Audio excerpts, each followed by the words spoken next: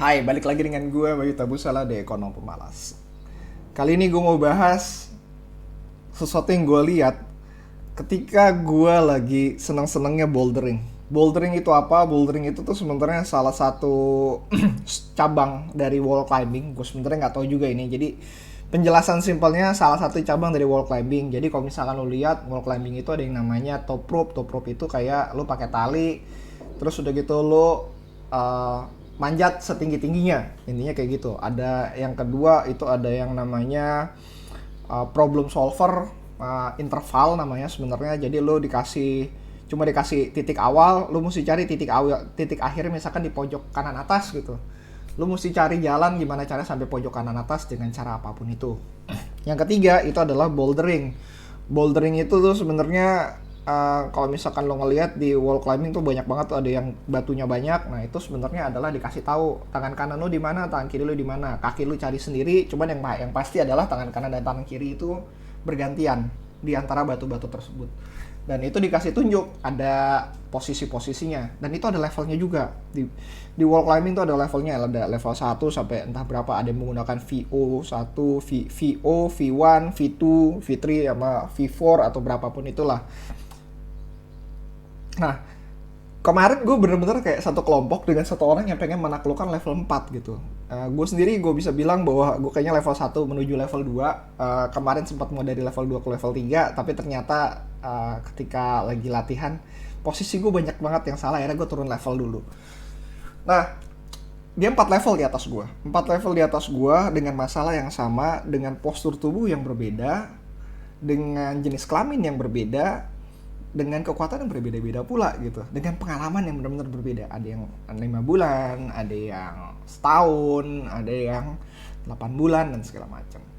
Nah, yang menarik adalah gue ngelihat bahwa ada satu cowok yang badannya lumayan besar dan tinggi. Gue ngerasa bahwa dia bakal menyelesaikan masalah ini jauh lebih baik dibanding 2 orang cewek yang lain.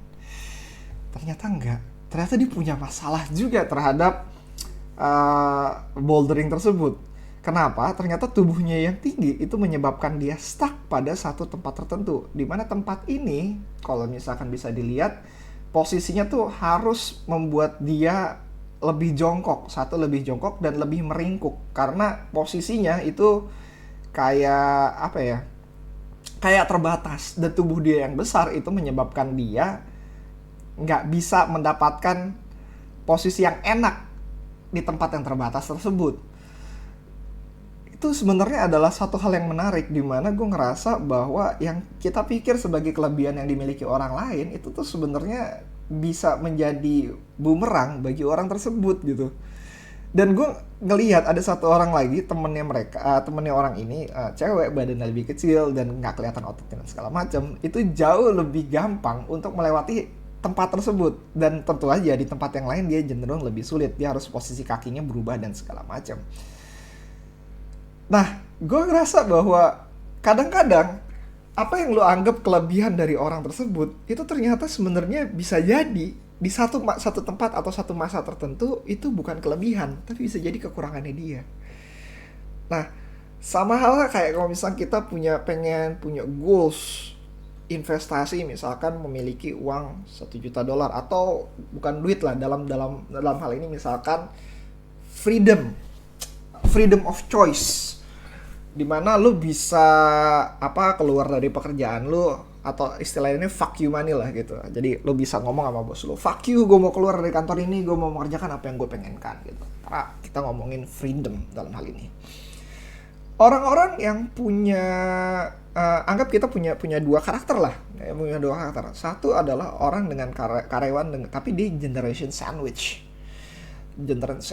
Yang kedua adalah anak yang baru lulus kuliah tapi punya aset warisan orang tua. Menurut kita sebagai kacamata yang awam, mana yang lebih mudah untuk mendapatkan financial freedom? Orang yang pertama atau orang yang kedua? Kebanyakan dari kita, termasuk gua, kalau misalkan gua nggak tahu dalam konteks ini, itu pasti akan memilih yang kedua. Kenapa? Karena sebenarnya kita punya kacamata terhadap pengetahuan, perspektif yang kita milikin terhadap kelebihan yang orang lain, kelebihan dalam ini tanda kutip ya, kelebihan yang orang lain punya. Karena ketika lu punya hal tersebut, Misalnya anak baru lulus ya dari aset waris orang tua, lu tahu apa yang mesti lu lakuin. Oke, gue bakalan invest ke sini, gue bakalan taruh di deposito, gue bakalan taruh di misalkan obligasi. Udah, gue hidup nyaman, ngapain gue harus kerja? Gue punya freedom jauh lebih awal dibanding orang lain. Kenyataannya nggak seperti itu kan. Orang-orang yang baru lulus kuliah ini punya warisan orang tua, mungkin nggak tahu apa yang harus dilakukan dengan aset yang mereka miliki. Mungkin bahkan mereka nggak tahu bahwa mereka malah memiliki freedom yang orang lain incer. Kenapa? Karena buat mereka itu adalah bread and butter dari kehidupannya mereka. Bahwa gua kalau punya uang adalah kayak gua nafas. Gak harus berpikir banyak dan tiba-tiba gua meraih uang tersebut gitu. Bukan berarti orang tersebut punya privilege yang cukup berlebihan gitu. Tapi sama halnya kayak lu, dia harus work it out dengan apa yang mereka miliki, apa yang dia miliki untuk mendapatkan tujuan yang sama. Dalam hal ini adalah freedom. Bagaimana? Ya nggak tahu.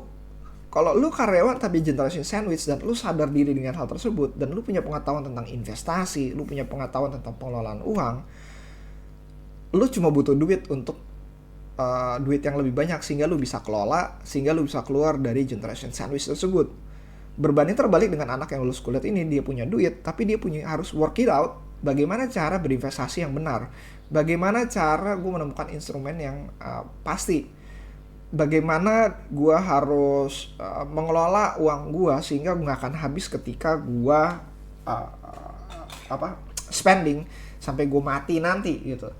Nah, itu sebenarnya masalah yang berbeda dari sudut pandang dua perspektif yang berbeda pula gitu. Tapi dengan tujuan yang sama, sama-sama pengen jadi freedom. Dan kalau misalkan lo ngelihat bahwa yang orang yang satu lagi ya bener, yang orang kedua itu sebenarnya punya uang tapi nggak punya skill. Nah, beruntung bagi orang-orang yang punya uang dan punya skill, dia bisa advance jauh lebih cepat. Dan itu benar-benar orang-orang yang jarang. Contoh kalau misalkan dalam sisi bouldering ataupun dalam sisi sport, ya orang tersebut misalkan pernah melakukan sport yang lain. Dia advance misalkan di renang, advance misalkan di panahan, atau advance misalkan di lari dan lain sebagainya. Dia punya aset yang dia bisa bawa untuk menaklukkan bouldering jauh lebih cepat. Nah, tapi dalam konteks kalau misalkan lu sama-sama baru pertama kali masuk ke dunianya, lu punya sesuatu yang nggak jauh berbeda. Dalam hal ini kelihatannya sih berbeda banyak ya. Ya lu punya problem yang sama dan harus ditaklukkan dengan cara yang berbeda. Dan kalau misalkan lu menaklukkan dengan cara yang sama, misalkan kayak lu karyawan tapi generation sandwich, lu menaklukkannya dengan cara metode di mana orang-orang ini udah pada punya duit. Udahlah invest aja di startup gitu. Kalau lu invest di startup dapat 1/10, ketika lu dapat 1/10 ya udahlah selesai gitu. Pertanyaannya, apakah lu punya uang sebanyak tersebut? Apakah lu punya kemampuan untuk menyelesaikan resiko masalah tersebut? Even lu dengan temen lu karyawan tapi generation sandwich, temen lu juga sama karyawan dengan generation sandwich, lu punya problem yang berbeda. Cara lu approach investasinya, bagaimana cara lu berinvestasi, apa risk appetite lu, apa resiko yang lu miliki, lu benar-benar punya masalah yang berbeda antara satu orang dengan orang yang lain. Dan untuk menyelesaikan masalah tersebut, walaupun dengan goals yang sama yaitu freedom, lu mesti menggunakan cara-cara yang berbeda. Skillnya kelihatannya mirip-mirip, tapi caranya, approach-nya di beberapa titik itu akan cenderung berbeda. Ya, let's say kalau misalkan lo punya tenaga lebih, lo bisa melakukan yang namanya extra hour sehingga lo bisa mendapatkan uang tambahan dan lo berinvestasi di resiko yang jauh lebih rendah. Tapi bagi orang-orang yang nggak punya privilege tersebut, misalkan karena mereka harus mengurus orang tuanya atau mengurus keluarganya dan lain sebagainya, ya mungkin mereka bisa berinvestasi dengan resiko yang lebih tinggi, misalkan seperti itu. Atau mereka mesti belajar lebih banyak sehingga investasi yang lebih tinggi menjadi jauh lebih aman. Investasi resikonya lebih tinggi tapi jauh lebih aman. Sound kontradiktif, tapi kenyataannya banyak sekali yang ada di dunia ini gitu. So that's it menurut gue. Jadi akhir dari podcast ini gue mengatakan bahwa lu jangan judging orang dari perspektif lu, di mana perspektif lu itu sebenarnya bisa jadi salah terhadap orang tersebut. Dengan orang yang goals yang sama, seharusnya kita bisa saling bantu. tanpa harus iri-irian satu dengan yang lainnya. Kenapa? Karena kita semua punya masalah yang berbeda, dan cara terbaik untuk menyelesaikan masalah tersebut ya dengan cara bekerja sama. Lu bisa mencoba caranya dia, tapi kalaupun gagal ya sudahlah. Lu bisa menggunakan cara yang lain. Tapi bagaimana lu tahu itu cara yang benar ataupun salah selain mencoba cara-cara tersebut. So, in the end, that's it. Stay safe buat semuanya, bahwa kesehatan mental jauh lebih penting dibanding duit. Entah kenapa gue mesti keluarin itu. See you again next time. Kalau ada pertanyaan, masuk aja DM gue aja di Instagram gue di @bayutabusala, atau follow YouTube gue di Ekonom Pemalas. Kalian bisa bisa bertanya juga di situ, dan gue akan senang hati akan membalasnya. So, bye.